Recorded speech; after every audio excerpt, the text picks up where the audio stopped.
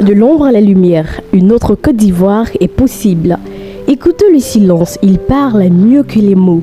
En silence lourd, tissé des cris étouffés, des larmes tombées dans l'oubli, de prières murmurées dans des nuits sans étoiles.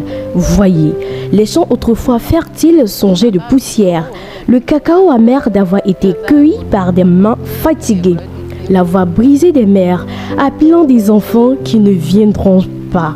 Souvenez-vous, les rues déchirées par des pas fuyant l'invisible, les regards perdus entre la peur et la survie, les promesses vides qui s'effritent au moindre vent, le cœur lourd, chargé d'espoir avorté. La Côte d'Ivoire a pleuré, elle a saigné dans le silence des indifférences, elle a vacillé sous le poids de ses propres blessures, elle a regardé ses enfants se diviser, elle a survécu.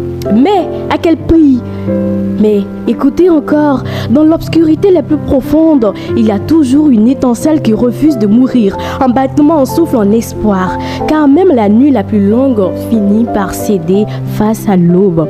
Même la terre la plus aride cache une graine de renaissance.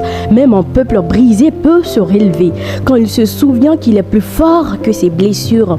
Une autre Côte d'Ivoire est possible. Pas celle des discours enivrants sans lendemain, mais celle des actions concrètes, des sourires sincères, ou celle chaque voix compte, où chaque main construit, celle où la paix n'est pas un luxe mais un droit.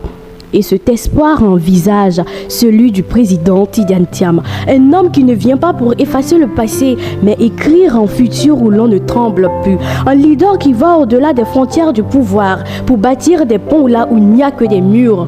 Rendez-vous le samedi 15 février 2025 à partir de 10h à la place Figayo de Yopougon.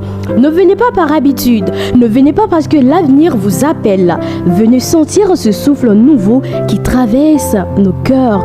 Venez écouter, comprendre et choisir, car une autre Côte d'Ivoire est possible avec vous, pour vous, par vous. C'est en montrant au monde que nous savons faire régner une paix sincère entre nous Ivoiriens à tous les niveaux, que nous serons de nouveau vus comme un havre de paix dont le reste du monde cherchera à s'inspirer, que le reste du monde voudra imiter. L'histoire vous attend, ne la laissez pas s'écrire sans vous.